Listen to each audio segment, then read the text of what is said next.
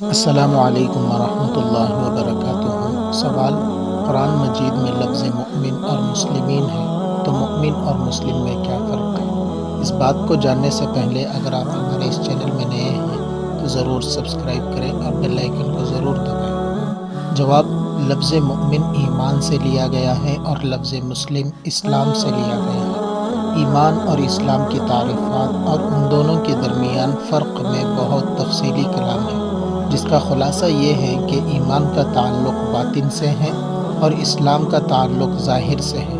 یعنی ایمان عقائد، مثلا اللہ تعالیٰ پر، رسولوں پر، فرشتوں پر، قیامت کے دن وغیرہ پر ایمان لانا، اور قلبی صفات اور اعمال، مثلا اخلاص، توکل، اللہ تعالیٰ کی محبت، خوف وغیرہ کا نام ہے۔ جبکہ اسلام ظاہری اعمال، مثلا زبان سے شہادتین کا اقرار، نماز، روزہ، زکوٰۃ، حج اور دیگر مالی و بدنی عبادات کا نام ہے۔ یعنی ایمان اور اسلام میں حقیقت میں فرق نہیں ہے، اعتباری فرق ہے۔ رسول اللہ صلی اللہ علیہ وسلم جتنی تعلیمات لے کر آئے ہیں انہیں دل سے ماننا اور دل میں ان کی تصدیق کرنا ایمان ہے، اسی کا اظہار اور ان پر عمل اسلام ہے۔ بعض اکابر نے اسے یوں تعبیر کیا ہے کہ ایمان کا سفر باطن سے شروع ہو کر ظاہری اعمال پر مکمل ہوتا ہے، اور اسلام کا سفر ظاہر سے شروع ہو کر باطن پر مکمل ہوتا ہے۔ البتہ ایمان اور اسلام کے حامل ہونے کے اعتبار سے انسان میں فرق ہو سکتا ہے کہ جو شخص ظاہر میں ایمان کا اقرار کرے لیکن دل میں ایمان نہ ہو تو اسے مومن نہیں کہا جائے گا، لیکن ظاہری انقیاد کی وجہ سے اسے مسلم کہا جائے گا۔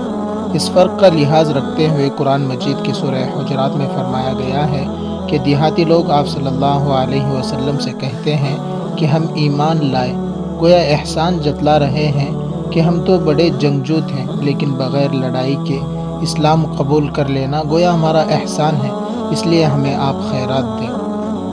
آپ ان سے کہہ دیجئے کہ تم ابھی تک ایمان نہیں لائے، یعنی دل سے تصدیق نہیں کی، ورنہ کبھی رسول اللہ صلی اللہ علیہ وسلم سے ایسا طرز تخاطب اختیار نہ کرتے، بلکہ یوں کہو کہ ہم نے ظاہری طور پر انقیاد قبول کیا ہے اور ابھی تک ایمان تمہارے دلوں میں داخل نہیں ہوا ہے۔ سورہ حجرات کی ان آیات میں ظاہری فرما برداری دکھانے والوں کے لیے اسلام کا لفظ اختیار کیا گیا ہے اور ایمان کی نفی کر دی گئی ہے کہ دلوں میں ایمان نہیں ہے، لیکن یہ فرق ہر جگہ ملحوظ نہیں ہوتا۔ قرآن مجید میں ہی بعض انبیاء کرام علیہ السلام کے لیے اور اس امت محمدیہ کے لیے، امت مسلمہ اور مسلمانوں کے لیے مسلمین کا لفظ استعمال ہوا ہے۔ ان جگہوں پر اسلام مع ایمان مراد ہے، اس لیے کہ انبیاء کرام علیہ السلام کے بارے میں تو کبھی یہ تصور بھی نہیں کیا جا سکتا، حاشا للہ۔ اسی طرح امت مسلمہ جس کی تعریف و توصیف کی جا رہی ہو اور جس کے بارے میں وقت کے نبی دعا کر رہے ہوں، اور ابراہیم علیہ السلام جس امت کو مسلمین کا نام دے رہے ہوں، ان کے لیے اسلام کے ساتھ حقیقی ایمان ہونا بھی ضروری ہے۔ لہٰذا کبھی مومن کہہ کر مسلم یا مسلم کہہ کر مومن بھی مراد لیا جاتا ہے۔ بہرحال جو مومن ہو وہ مسلم بھی ضرور ہوگا، لیکن ہر مسلم ظاہر میں اسلام کا اظہار کرنے والے کا مومن ہونا لازمی نہیں ہے، کیونکہ ہو سکتا ہے کہ کوئی ظاہری طور پر زبان سے تو کلمہ اور نماز پڑھتا ہو لیکن دل میں کفری عقائد رکھتا ہو۔